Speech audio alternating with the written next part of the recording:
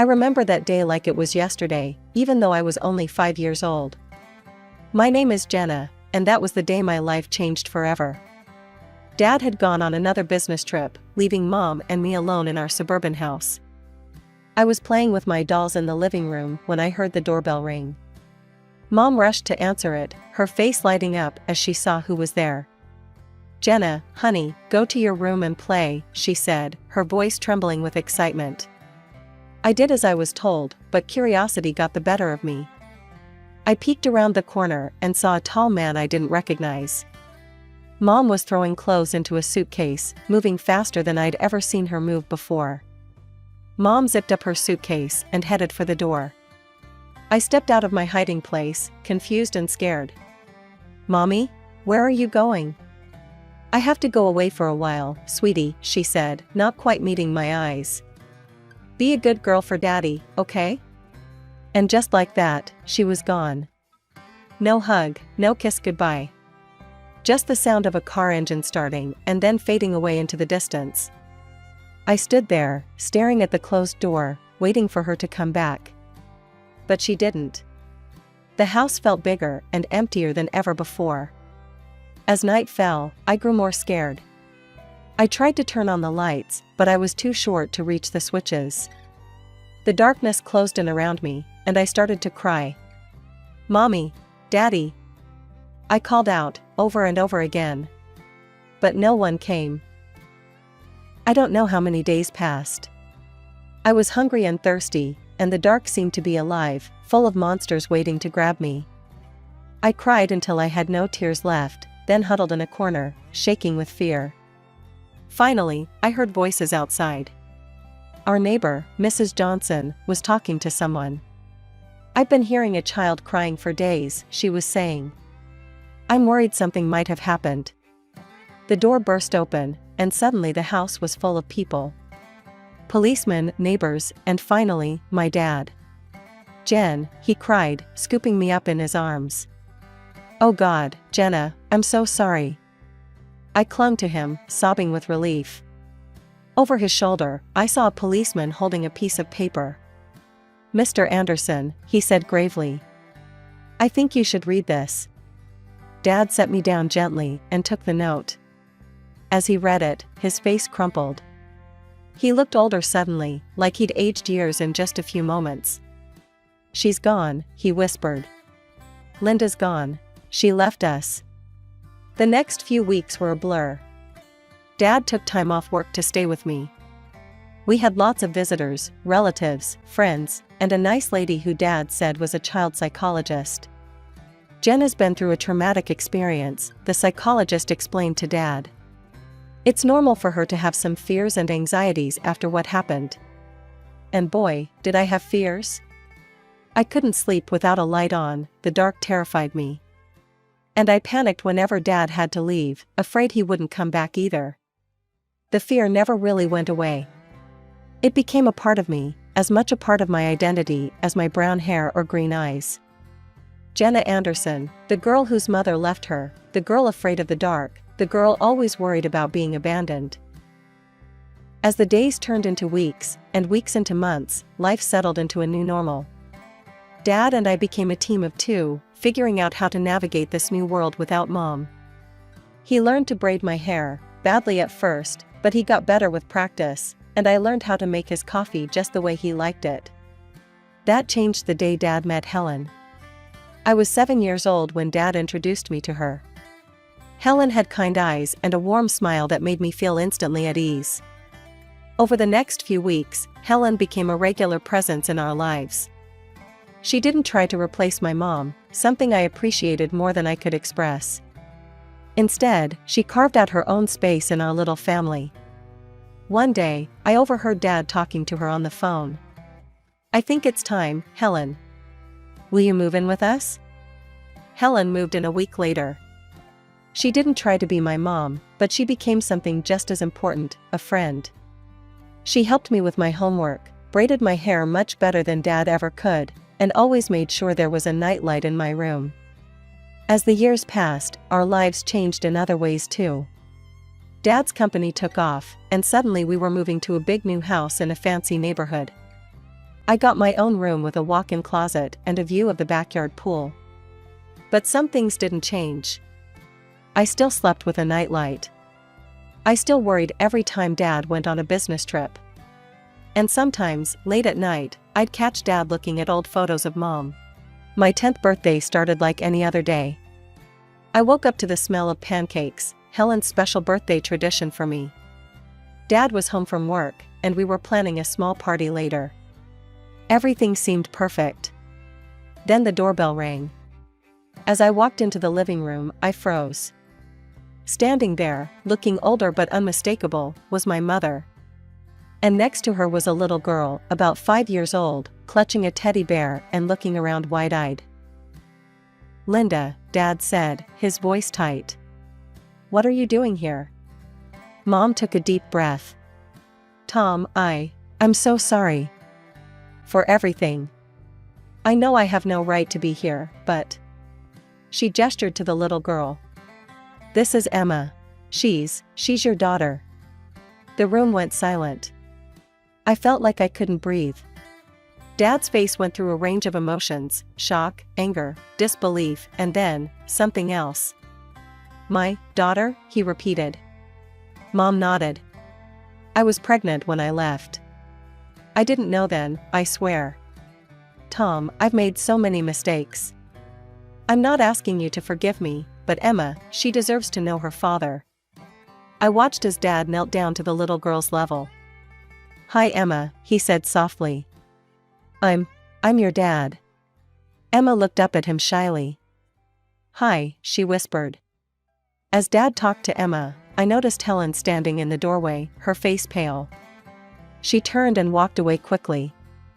I wanted to follow her, but I felt rooted to the spot. The next few hours were a blur.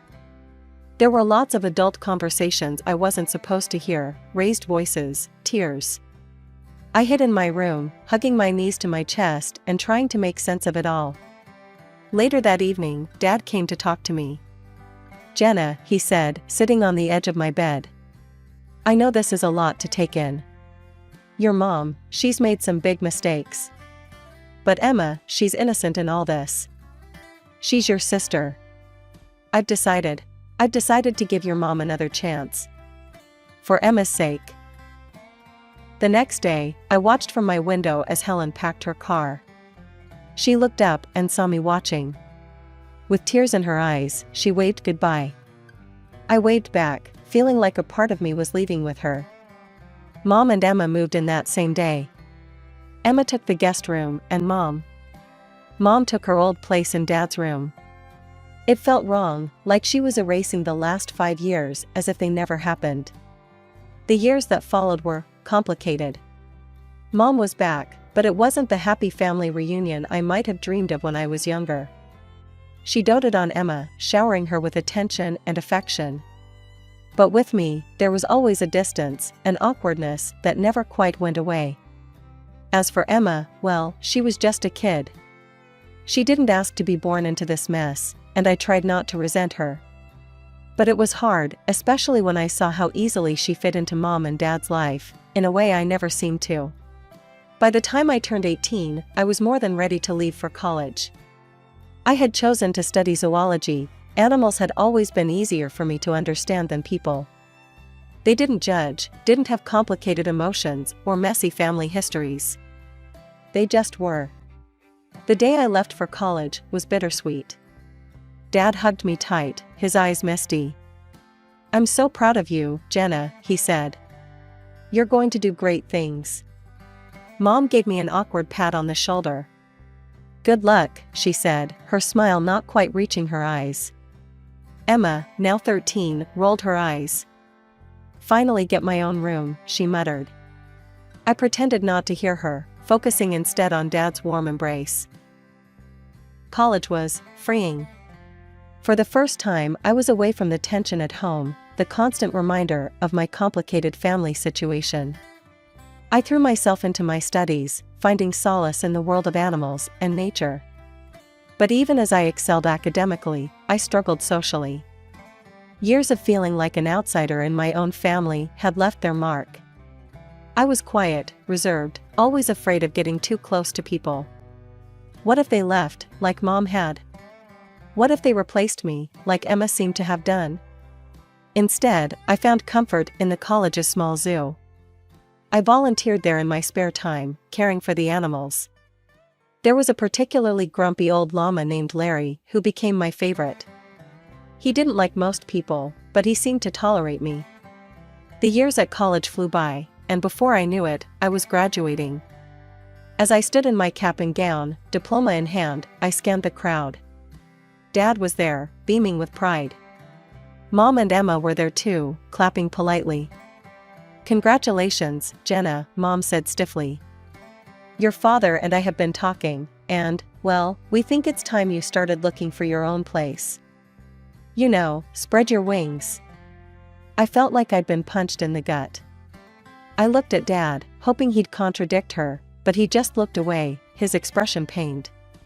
"Right," I said, trying to keep my voice steady. "Of course. I'll start looking right away." The days following my graduation were tense. I was back in my childhood home, but it felt anything but welcoming. Dad tried his best to make me feel comfortable, but Mom and Emma made it clear that I was an unwanted guest. "Jenna, have you started looking for jobs yet?" Mom would ask over breakfast, her tone falsely sweet. "You know, it's important to get your foot in the door early." Emma would chime in, "Yeah, and maybe you could find your own place too. It's getting kind of cramped around here." Nights were the hardest. I still needed my nightlight to sleep, a fact that didn't escape Emma's notice. One evening, as I was getting ready for bed, she barged into my room. "Seriously?" she scoffed, pointing at my nightlight. "You're 22 and you still need that? No wonder you don't have any friends." I felt my cheeks burn with shame. "Leave me alone, Emma," I muttered. But Emma wasn't done. At dinner the next day, she brought it up again, this time in front of everyone. "Hey, Mom, Dad," she said, her voice dripping with mock concern. "Don't you think Jenna should see a therapist or something? I mean, she's an adult who's afraid of the dark and can't make friends. That's not normal, right?" I felt something snap inside me. Years of pent-up hurt and anger came flooding out. "You want to know why I'm like this, Emma?" I said, my voice shaking. "It's because when I was 5, my mother left me alone in a dark, empty house for days. Do you have any idea what that does to a child?" The table went silent. Dad looked down at his plate, his face a mask of guilt and pain. Mom's eyes widened in shock, then quickly filled with tears. "How dare you?" she cried, her voice rising dramatically. "How can you be so cruel and vindictive? I've tried so hard to make amends, to be a family again, and this is how you repay me?" As Mom continued her tearful tirade and Emma smirked triumphantly, I realized something: I couldn't live here anymore. This wasn't my home, and these people, they weren't my family. Not really. From that day on, I threw myself into job hunting with renewed vigor. Then, finally, a glimmer of hope. I had an interview scheduled at a small wildlife rehabilitation center. It wasn't glamorous, but it was a start. I left the house that morning feeling cautiously optimistic. But when I arrived, I found a hastily scribbled note on the door. "Interviews canceled due to unforeseen circumstances. We apologize for the inconvenience." Disappointed, I headed home earlier than expected. As I unlocked the front door, I heard voices coming from the living room. Mom and Emma, deep in conversation. I was about to announce my presence when I heard my name. "If Jenna wasn't around at all," Emma was saying. "I mean, it's not fair that she gets any of Dad's money. She's not even really part of this family." "I know, sweetie," Mom replied, her voice soothing. "But we have to be patient. Once she moves out, it'll be easier to convince your father to change his will. We just need to keep pushing her to leave." I felt like I'd been doused in ice water. They wanted me gone, not just from the house, but from the family entirely. And they wanted my inheritance too. As I sat on my bed, my mind raced. What should I do? Should I tell Dad? But would he believe me over Mom and Emma? He'd forgiven Mom for abandoning us, after all. He loved them. Maybe he'd take their side. My first stroke of luck came when I saw a job posting for the city zoo. They needed a zoologist to assist with their wildlife rehabilitation program. It wasn't a glamorous position, but it was exactly what I'd been trained for. I sent in my application immediately, and to my surprise and delight, I got called in for an interview. The day of the interview, I stood in front of the zoo's main gate, taking deep breaths to calm my nerves. The interview went better than I could have hoped. The head zoologist, Dr. Martinez, seemed impressed by my knowledge and passion. "You've got the job, Jenna," she said with a warm smile. "Welcome to the team." I could have cried with relief. Finally, something was going right. Working at the zoo was everything I'd hoped for and more. I spent my days caring for injured wildlife, educating visitors about conservation, and even assisting with research projects. In the evenings, I'd return to my tiny apartment, which I was able to rent with the money I saved.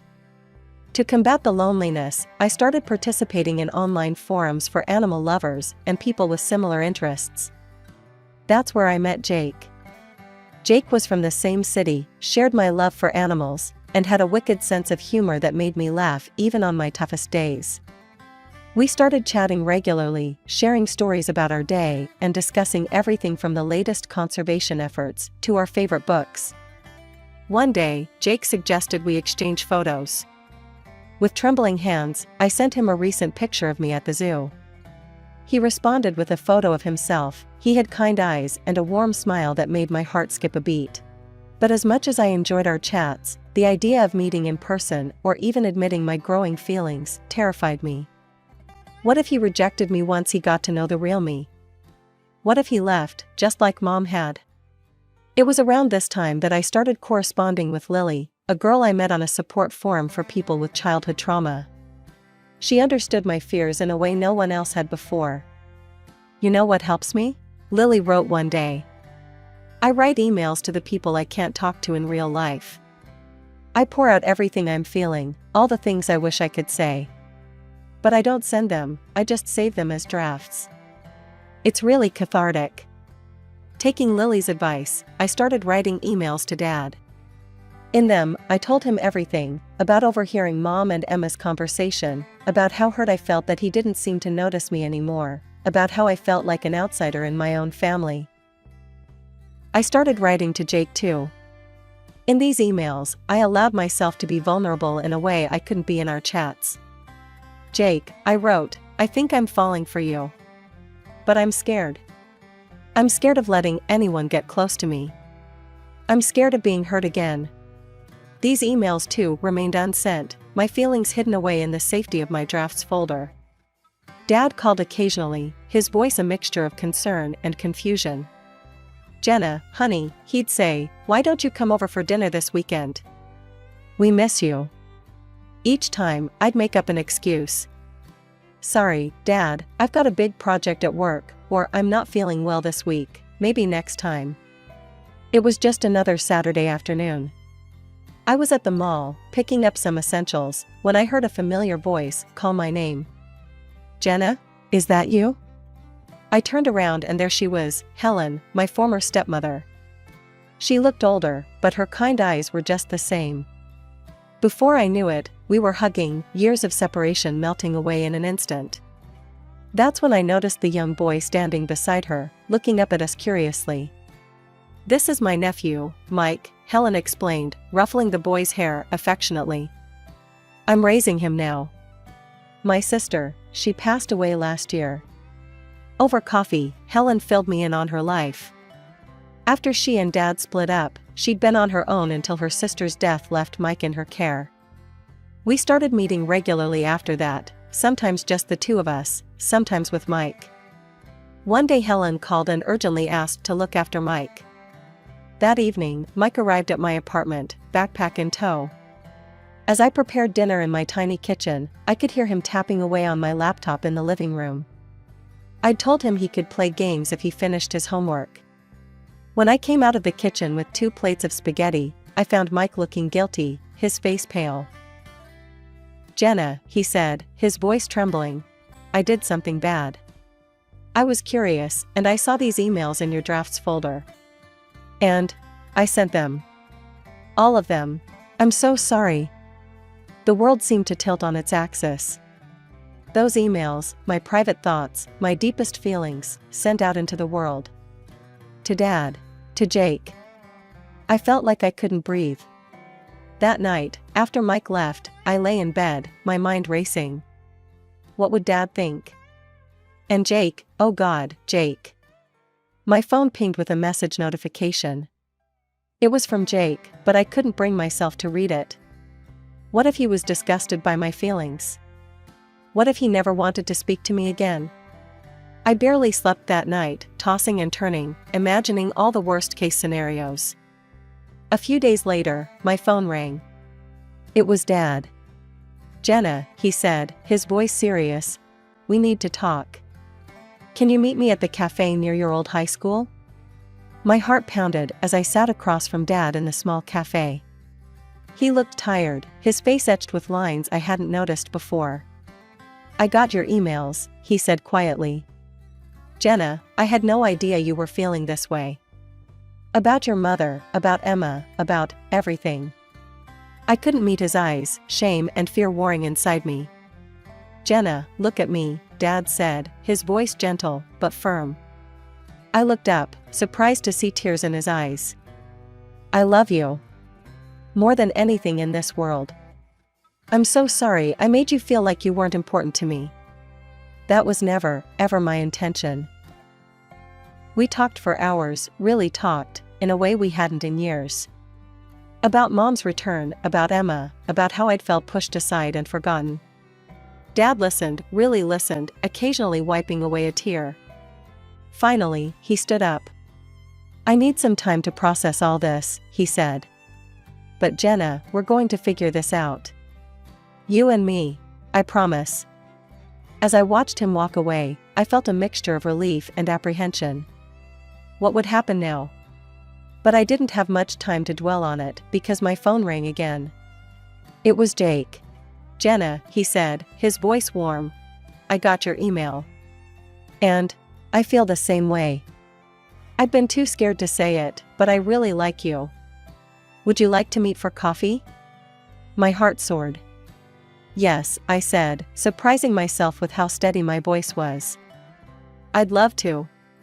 The next day, I met Jake at a small coffee shop. He was even more handsome in person, with a kind smile that put me at ease immediately. We talked for hours about our fears, our dreams, our pasts. For the first time in years, I felt truly seen and understood. As autumn leaves began to fall, my phone rang one crisp morning. It was Dad. Jenna, he said, his voice warm but with an undercurrent of something I couldn't quite place. I'd like you to come to Thanksgiving dinner. It's important to me that you're there. Something in his tone made me agree. Thanksgiving Day arrived, and I stood on the doorstep of my childhood home, my heart pounding. Jake had offered to come with me for support, but I felt this was something I needed to face on my own. Mom opened the door, her smile not quite reaching her eyes. Jenna, how nice of you to join us. Emma, lounging on the couch, barely looked up from her phone. Oh, you came. Dad emerged from the kitchen, enveloping me in a warm hug. I'm glad you're here, sweetheart, he whispered. As we sat down to dinner, the tension was palpable. Mom and Emma exchanged glances, their smiles strained and artificial. Dad, however, seemed oddly calm. Just as Mom began to serve the turkey, Dad cleared his throat. Before we begin, there's something we need to discuss. He reached down beside his chair and pulled out a thick manila folder. Dad began pulling out documents, laying them on the table. Linda, Emma, I've known for a while that something wasn't right. So I did some investigating. He held up a bank statement. First, I discovered regular withdrawals from our accounts that I didn't make. Quite substantial amounts, in fact. Mom's face paled. Emma suddenly found her plate very interesting. Then, Dad continued, pulling out another document. I hired a private investigator. Linda, he provided photographic evidence of your encounters with a certain gentleman at the Rosewood Hotel. Mom gasped, her hand flying to her mouth. Tom, I can explain. But Dad wasn't finished. He pulled out one final document, his hand shaking slightly. And finally, I had a DNA test done. Emma isn't my biological daughter. The room fell silent. Emma's phone clattered to the floor. Mom looked like she might faint. I've already spoken to my lawyer, Dad said, his voice steady despite the emotion in his eyes. Linda, I'm filing for divorce. And I'm afraid I'll have to ask both you and Emma to leave this house. Mom found her voice, anger replacing shock. You can't do this. I'll take you for everything you've got. Dad's expression hardened.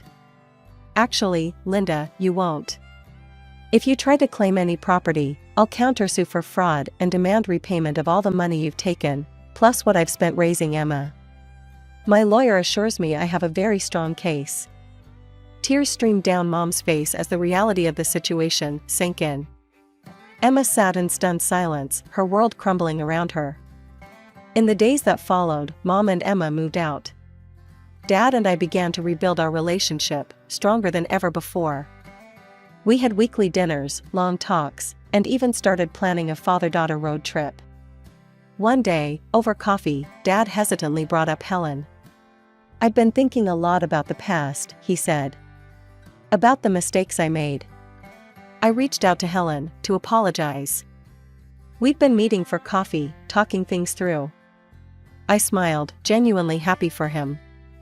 That's wonderful, Dad. Helen is an amazing woman. As for me, things with Jake were going better than I could have ever imagined.